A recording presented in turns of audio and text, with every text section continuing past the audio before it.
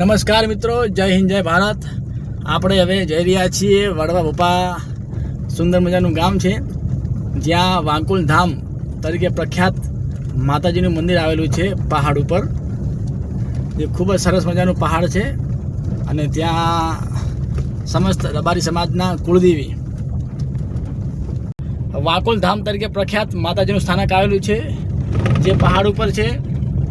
ત્યાં આજે અમે મુલાકાત લઈશું અને શું છે ઇતિહાસ વાંકુલ ધામનો તેનો આપણે માહિતી લઈશું.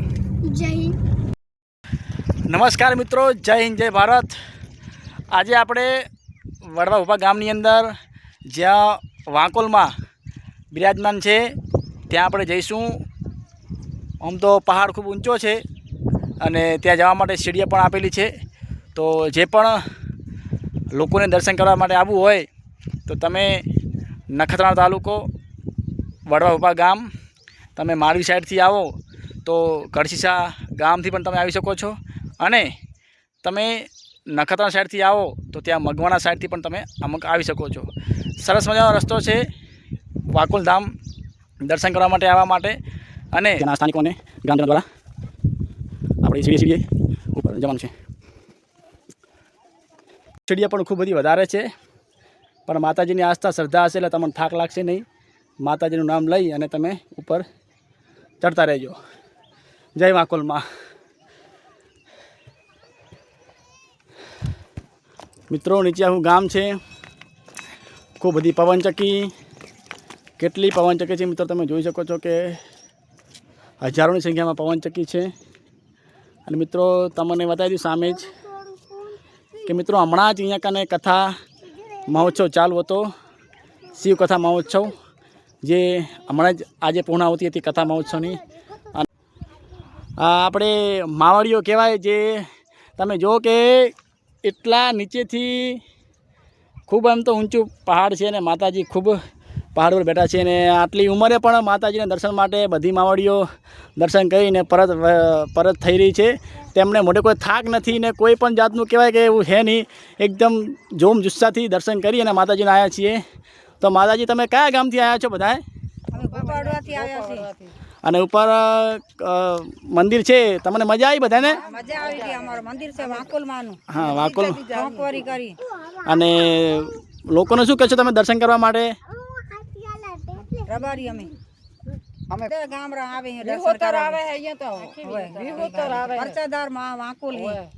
અને અમે તો મહિને આવીએ. અમે મહિને થી બીજા આવી શુદ્ધ બીજ હોય તેડી આવી. પગથી ચડી પગથી ઉતરી, સાધન માં ના આવી, પગે આવીને પગે જાય. પરચાદાર માં વાંકોલ અમારી. મિત્રો, આ બધી માવડીઓ કહી રહી છે કે માતાજી પરચાધારી છે. તમારી જે પણ ઈચ્છા હોય તમે માનો તો તમારી માનતા પૂરી થાય. અને કહેવાય કે જે પણ તમારી ઈચ્છા હોય, દુઃખ હોય, માતાજી તમારી બધું દૂર કરે. એટલે એકવાર ચોક્કસ મુલાકાત લેજો આ સ્થાનક ઉપર. જય માતાજી, જય વાંકોલમાં. ખૂબ ખૂબ આભાર. પણ ખૂબ સરસ મજા આવી મને વડા ભોપાની માવડીઓ હતી કે આ મંદિર ખૂબ કહેવાય કે પ્રાચીન મંદિર છે અને સાક્ષાત આઝાદી માતાજી બેઠા છે. જે પણ તમારી મન ઈચ્છા હોય અને માતાજીના આજ્ઞા આવીને તમે માતાજીને કહો તો તમારી માનતા ચોક્કસ પૂરી કરે છે. એટલે બધો કચ્છના નહીં પણ ગુજરાતને સાથે ભારતના તમામ લોકોને કહું છું કે એકવાર ચોક્કસ મુલાકાત લેજો આ શ્રી વાંકલ ધામ વડવા ભોપા. નમસ્કાર મિત્રો, તો ફાઇનલી આપણે આજે માતાજીના મંદિરે પહોંચી ગયા છીએ અને માતાજીનું સ્થાનક અહીંયા છે. તો આપણે હવે માતાજીના દર્શન કરી અને તમને બતાવું. આ માતાજીનું મંદિર છે જે પગથિયે ચડી 400 સમથિંગ પગથિયે છે. માતાજીનું નામ લઈ પગથિયે ચડશો તો તમને કોઈ પ્રકારનો થાક લાગશે નહીં. મિત્રો, માતાજીનું મૂળ સ્થાનક છે અને માતાજી ત્યાં બિરાજમાન બેઠા છે. ઘણા સમયથી કહેવાય કે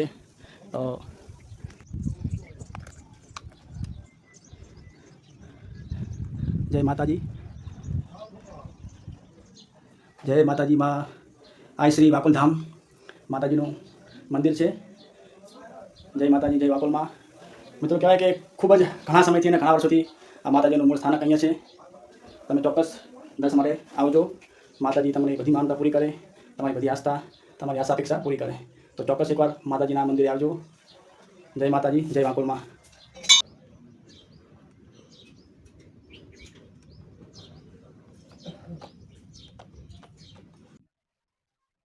નમસ્કાર મિત્રો, આજે આપણે આવી ગયા છીએ વડવા ભોપા ગામની અંદર, જ્યાં આઈ શ્રી વાકોલ ધામનું મૂળ મથક આવેલું છે, તેનું સ્થાનક આવેલું છે અને સમસ્ત ગ્રામજનો ત્યાં આવી અને દર્શન લાભ લે છે.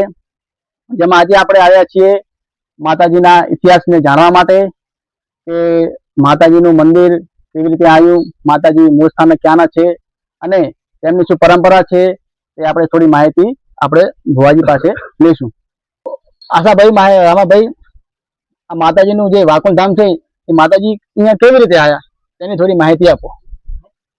માતાજી મૂળતા હિંગલાજ માતાજી છે, સિંધમાંથી ત્યાંથી બલોચસ્તાનથી ત્યાં આવ્યા છે.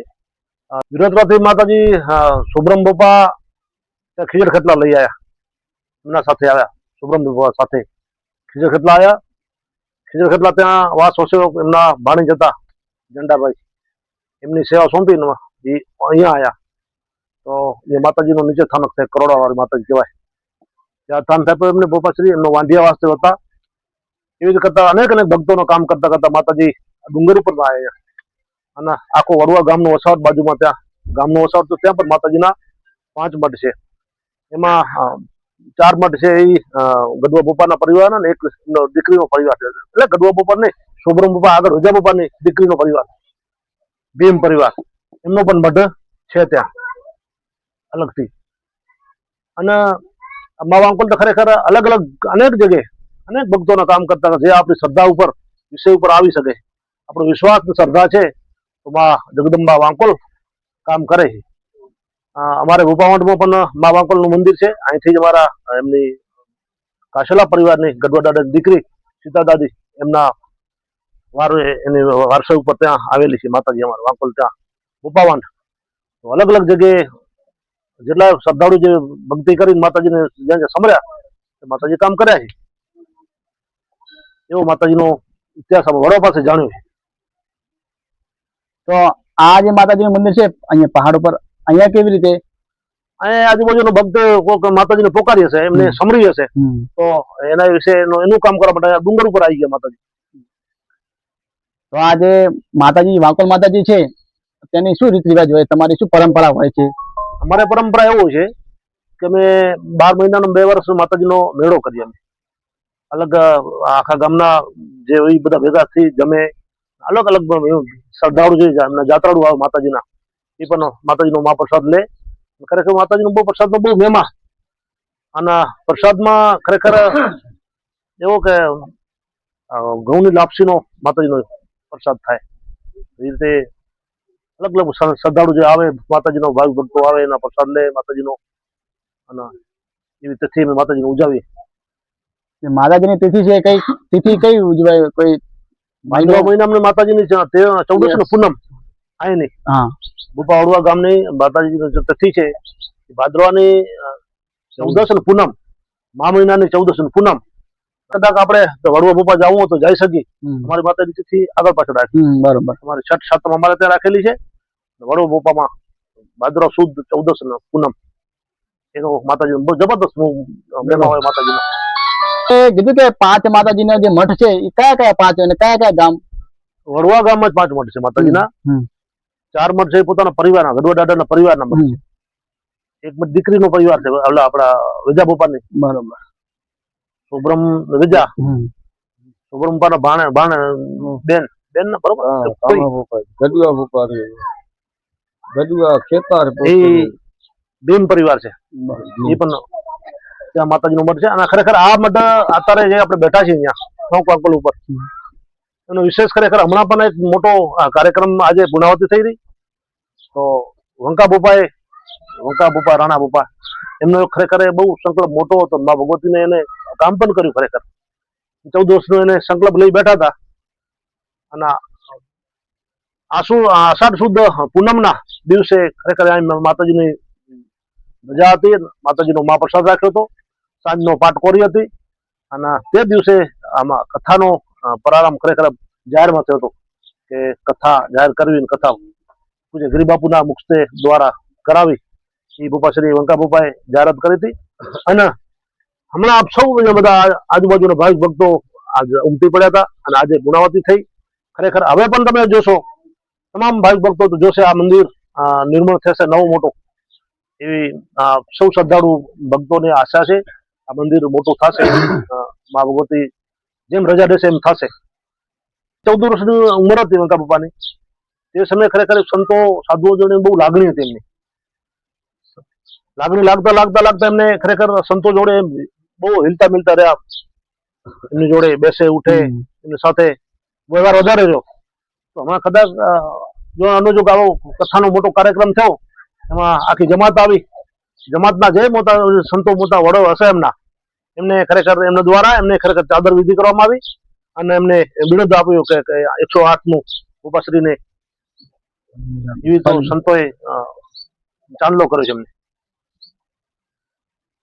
કથાની અંદર હમણે જે વંકા ભુવાજી છે એમને 108 મહામનેશ્વરની પદવી આપવામાં આવી છે, જે સમસ્ત ગ્રામજનો માટે ખૂબ જ કહેવાય કે ખુશીનો લાગણી કહેવાય, ખુશીનો ફળ કહેવાય.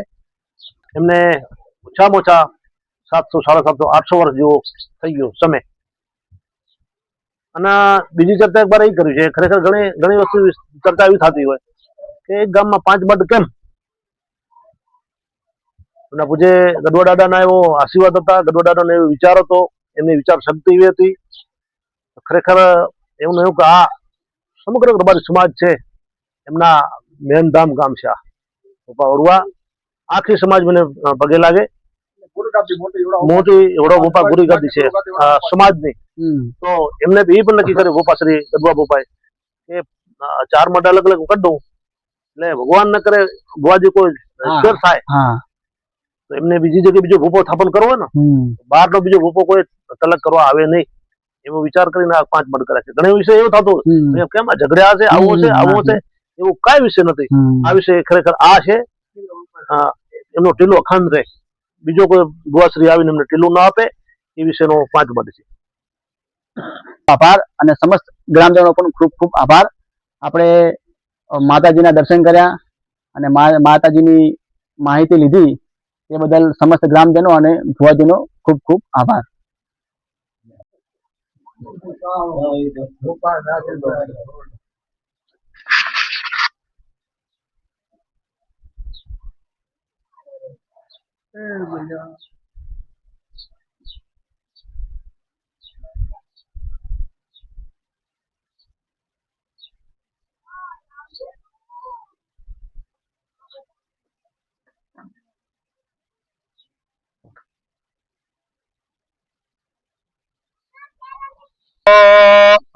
પેલા જેને સવારીએ હરી ઝવેરીઓ પુત્રે ભણી તમે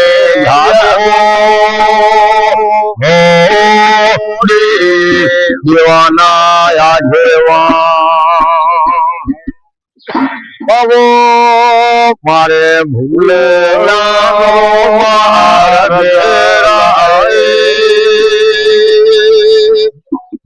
જો ભોળા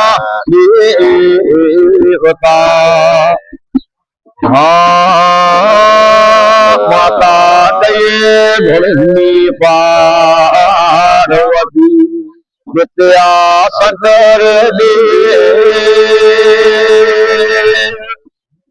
તમે યાદો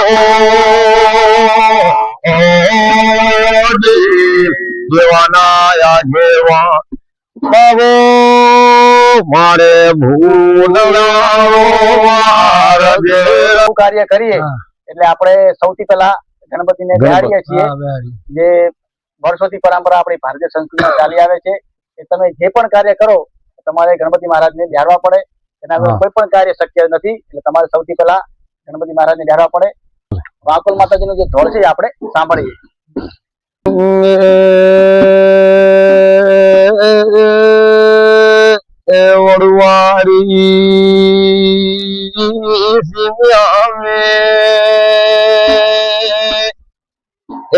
બેઠી મારી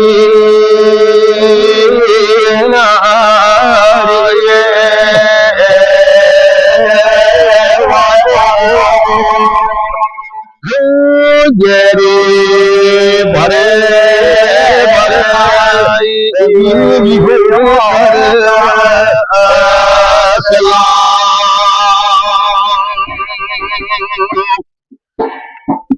લીમડી રે ઠોકે આવી બેઠી મારે ગાડુઆ બોબાડી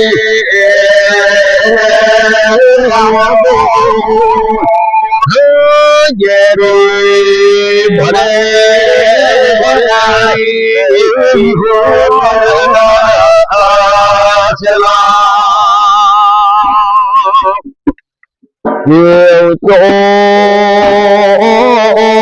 મારે વીરા લાવે તમારો આવી લીમડી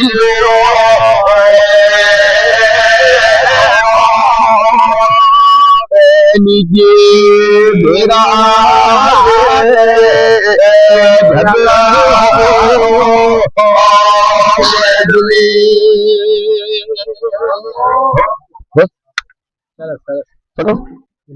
ખૂબ જ આ શ્રી વાંકોલ માતાજીનો ખૂબ જ સરસ મજાનો ધોળ ગાયો, જે મજા આવી સાંભળવાની. અને તમારે તો બધાનો ખૂબ ખૂબ આભાર, ગ્રામજનોનો જે માહિતી આપી વાંકોલ ધામની અને માતાજીનો ધોળ ગાયો એ બદલ સમસ્ત ગ્રામજનો ખૂબ ખૂબ આભાર. ખૂબ જ મોટું અને ઊંચું મંદિર આવેલું છે માતાજીનું, અને ખૂબ જ સરસ જગ્યા છે અહીંયા કને પહાડ ઉપર. તો મિત્રો ચોક્કસ લાભ લેવા આવજો. અને અહીંયા કને પગથિયા પણ તમારે ઠેઠ મંદિર સુધી આવેલા છે, પગથિયે પણ તમે આવી શકો છો, અને બાજુમાં રસ્તો છે ત્યાંથી પણ તમે આવી શકો છો. માતાજી વિશે સંપૂર્ણ ઇતિહાસની માહિતી લીધી ભુવાજી અને ગ્રામજનો પાસે. અને ચોક્કસ જરૂરથી મિત્રો એકવાર મંદિરની મુલાકાત લેજો, તમારી બધી મનોકામના પૂરી કરશે. જય શ્રી વાકોલમાં. મિત્રો વિડીયો ગમ્યો હોય તો લાઈક કરજો, શેર કરજો અને સબસ્ક્રાઈબ કરજો. જય માતાજી, જય વાકોલ ધામ.